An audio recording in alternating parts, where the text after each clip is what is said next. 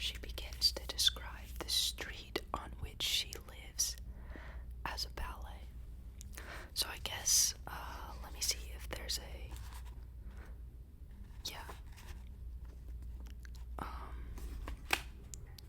let me just read the, inside cover of the book. Published to coincide with the 50th anniversary of its initial publication, this special edition of Jane Jacobs' masterpiece, The Death and Life of Great American Cities, features a new introduction by Jason Epstein, the book's original editor, which provides an intimate perspective on Jacob herself and unique insights into the creation and lasting influence of this classic. The Death and Life of Great American Cities was described by the New York Times as perhaps the most influential single work in the history of town planning. It can also be seen in a much longer context.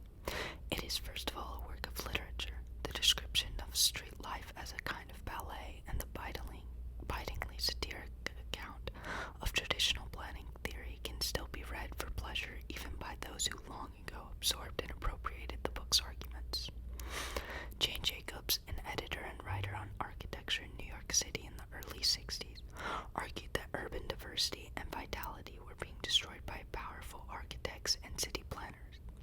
Rigorous, sane, and delightfully epigrammatic, Jane Jacobs' tour de force is a blueprint for the humanistic management of cities. It remains sensible, knowledgeable, readable, and indispensable.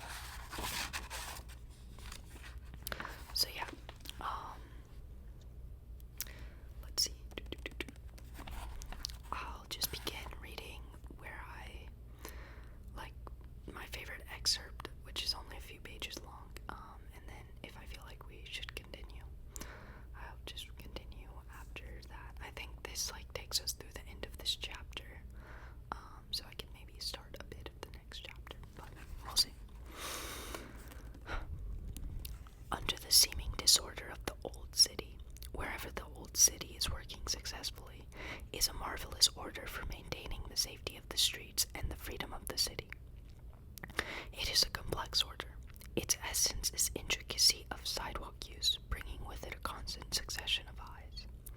This order is all composed of movement and change, and although it is life, not art, we may fancifully call it the art form of the city, and liken it to the dance, not to a simple-minded precision dance with everyone kicking up at the same time, twirling in unison and bowing off in mass, but to an intricate ballet in which the individual dancers and ensembles all have distinctive parts, which miraculously reinforce each other and compose an orderly whole.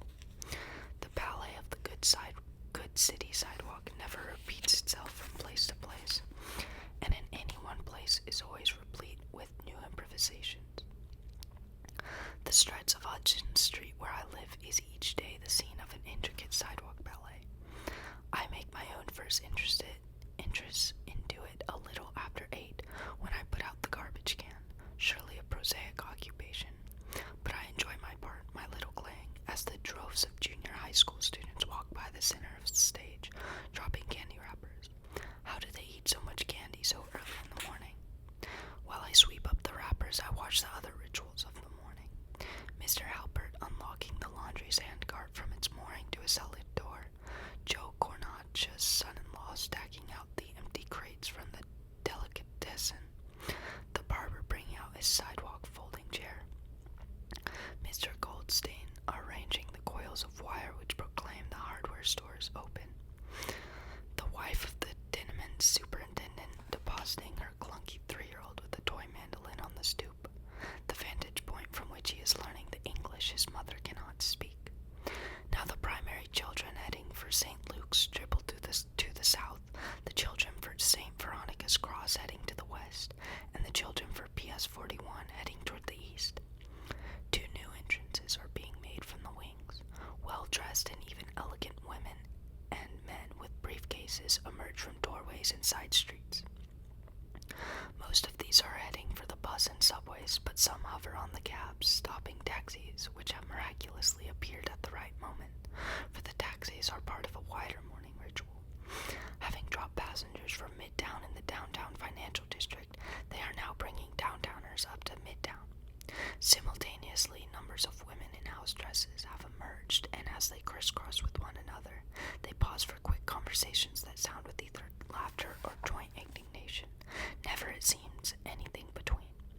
It is time for me to hurry to work too, and I exchange my ritual farewell with Mr. Laforo, the short, thick-bodied, white-aproned fruit man who stands outside his doorway a little up the street, his arms folded, his feet planted, looking solid as earth itself.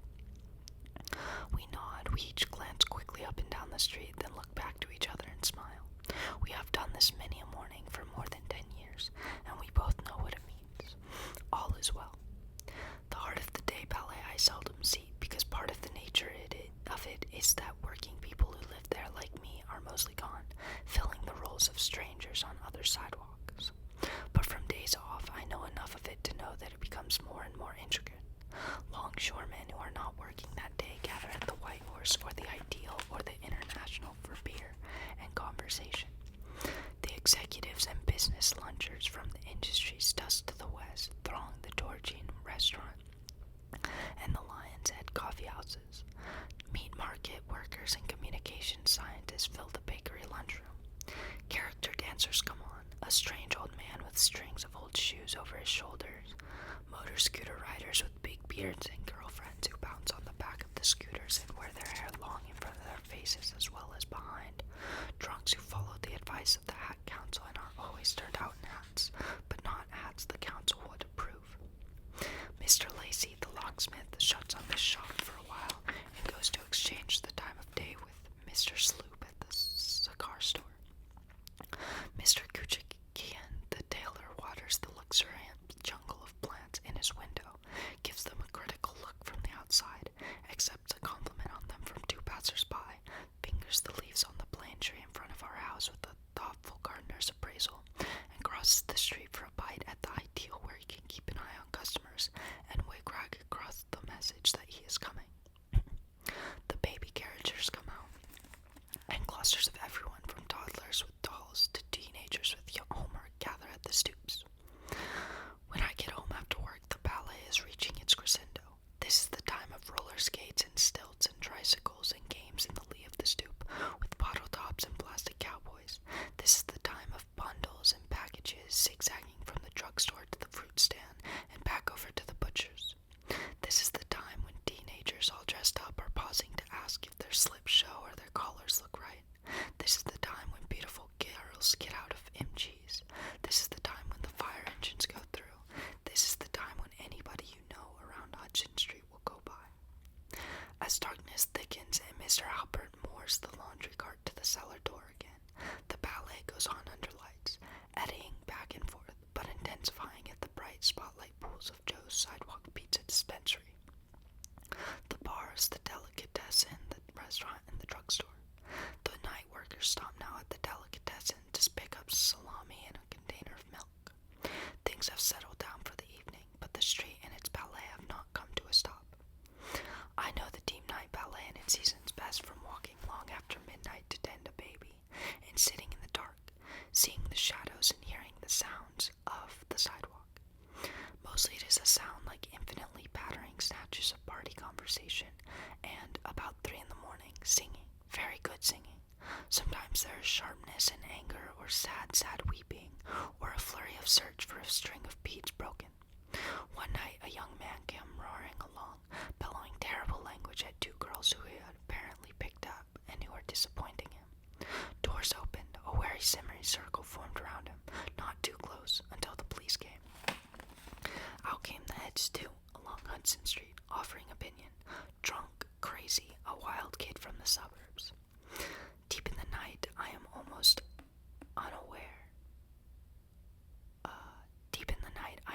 unaware how many people are on the street, unless something calls them together like the bagpipe. Who the piper was and why he favored our street, I have no idea. The bagpipe just skirled out in the February night, and as if it were a signal, the random dwindled movements of the sidewalk took on direction. Swiftly, quietly, almost magically, a little crowd was there. A crowd that evolved into a circle with a Highland fling inside it. The crowd could be seen on the shadowy sidewalk. The dancers could be seen, but the bagpiper himself was almost invisible because his bravura was all in his music.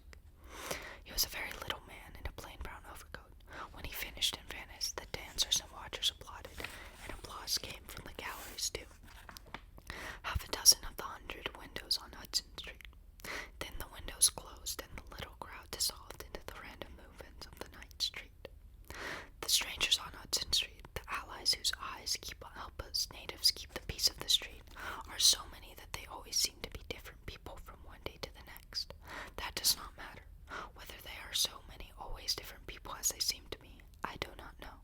Likely they are. When Jimmy Rogan fell through a plate glass window, he was separating some scuffling friends and almost lost his arm.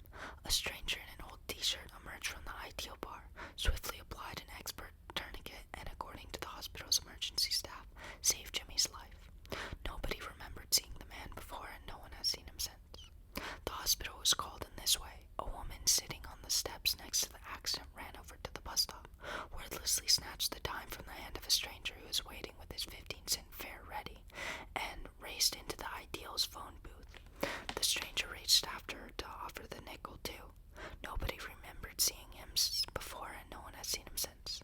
When you see the same stranger 3 or 4 times on Hudson Street, you begin to nod. This is almost getting to be an acquaintance, a public acquaintance, of course.